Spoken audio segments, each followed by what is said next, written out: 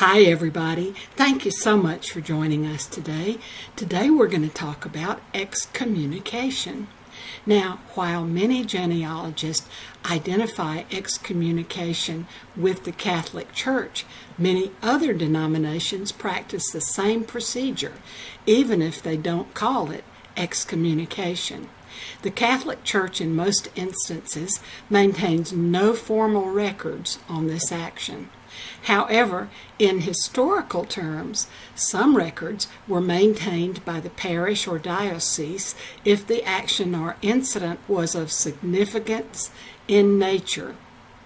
If the excommunication involved a divorce, that may add certain complications, since strict Catholic doctrine usually mandated an automatic excommunication. In the case of most excommunications within the Catholic Church, avenues exist where the act can be reversed under a variety of situations. In some cases, this simply meant moving to another parish or to another state. Some parishes and priests will interpret situations differently than others.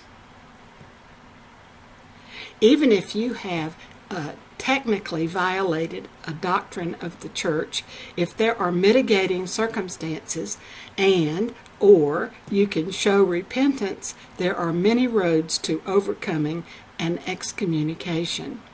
In Judaism, the equivalent action would involve the issuance of either a sherem or sirav. In most historical Protestant denominations, excommunications often followed the same general pattern as those of the Catholic Church.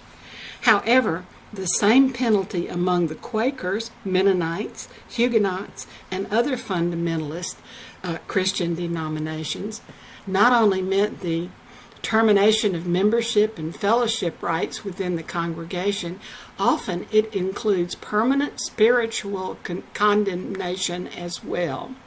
Historically, those members excommunicated may have faced additional sanctions, including banishment, shunning of the entire family, regardless of their involvement or lack thereof, and economic retaliation. This was particularly true if the Church exercised influence over the economic priorities of a town, village, or even a region.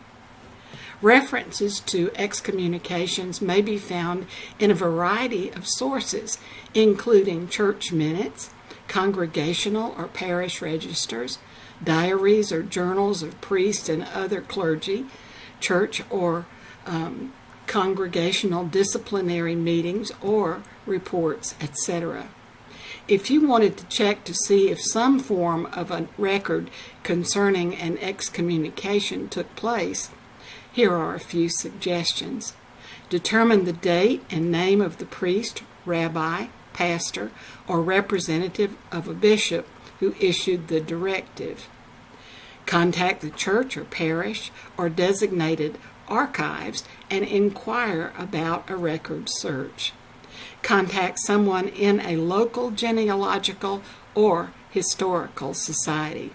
They often have members who are familiar with churches in the area and how to search for records. Thank you so much for being with us today. Don't forget, if you do not get Beth's newfangled family tree, BNFT, all you have to do is go to electricscotland.com. You may also type in https://electricscotland.com/BNFT. Okay? We'll see you next time. Thank you again. Bye.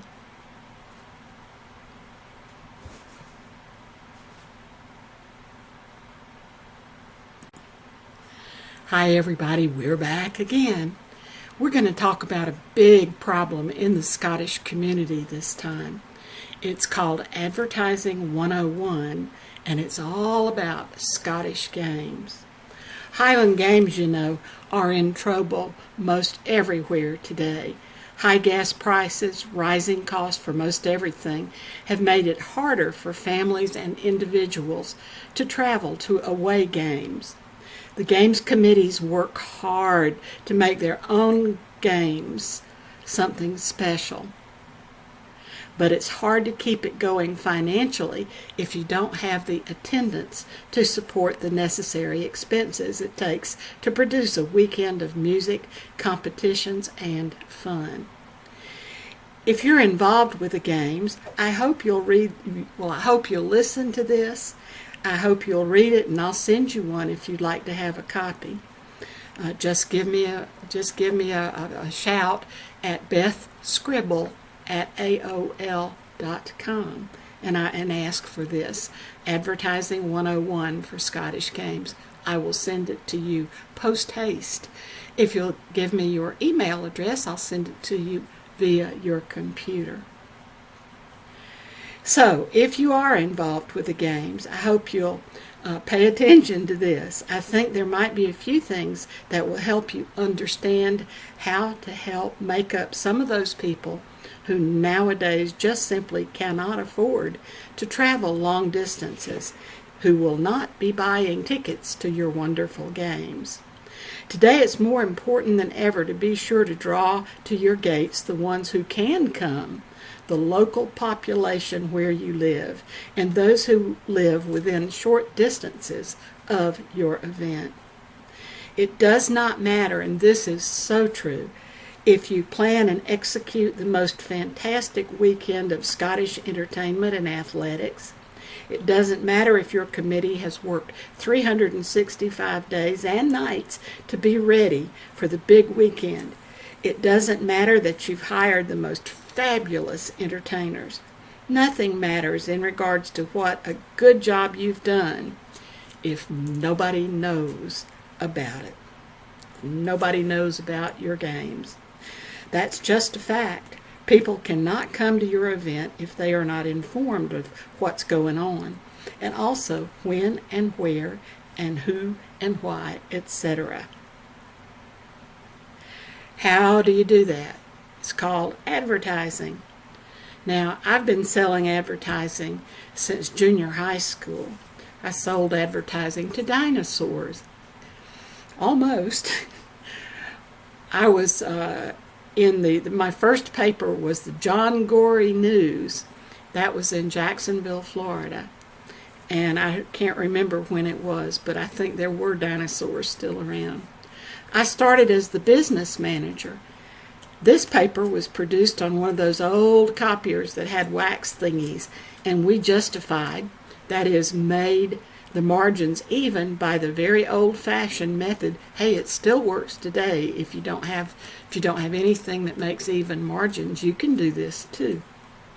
The entire journalism class sat there and counted each and every letter, and then went back in and put check marks in pencil where there needed to be more spaces, so that when it was retyped by our long-suffering school secretary, it would come out to the required number of letters, so both margins would be even throughout our little publication. Eventually, I was editor of that paper and was co-editor of Lee's Traveler, the publication of Robert E. Lee Senior High School in Jacksonville, Florida. And I have been, if I belong to something, it's not long before somebody will say, "Ooh, Beth's a member, let's get her to be the newsletter editor." And I love doing it, so I normally do. But anyway, I was editor of that paper and was co-editor of Lee's Traveler. In both capacities, there were ads to be sold. Every group to which I've ever belonged has asked me to be editor of something, and in order to be able to produce the publications, ads had to be sold.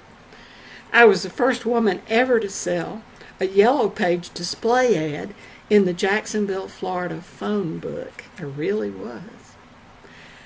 Early on, I was the first woman ever to be hired in the advertising department of a Sears Roebuck store anywhere in the nation. I'll never forget Bud Penny and Ira Capps, who began to teach me the rudiments of building a professional advertisement. And this was days, oh my goodness, still in the days of hot type. Later on, I studied a very long time and was made, with an A+, I might say, examination, a certified radio marketing consultant by the National Association of Broadcasters. That is a very prized thing to be, and especially if you happen to be a woman. I am proud to say I was always a top salesperson at any radio station where I was employed. Later still, I sold advertising for my earlier version of this newspaper and still do a little bit of sales for this one, BNFT. I'm told I sold more than $4 million worth of advertising for that early paper over the course of 17 years, of course. This is all to explain to you that most of my life has been devoted to the science of advertising. I'm sometimes amazed at things people say. Oh, last year you told us that we could recoup the cost of our newsletter with advertising, say Klan newsletter or organization newsletter editors. I put a little notice in the newspaper and the newsletter. Nobody called me and told me that they wanted an ad. I've heard that so many times. Folks, ads do not arrive on your doorstep. You must go out and get them by calling and visiting and returning on certain dates at certain times and making many, many calls. We'll do a column on Klan newsletters sometime and talk more about this. But folks, advertising is work. Sometimes I think that we have begun to think that work is one of the four-letter words because not many people want to do it. But work is what you have to do. We'll continue this one next time. Thank you so much. See you then.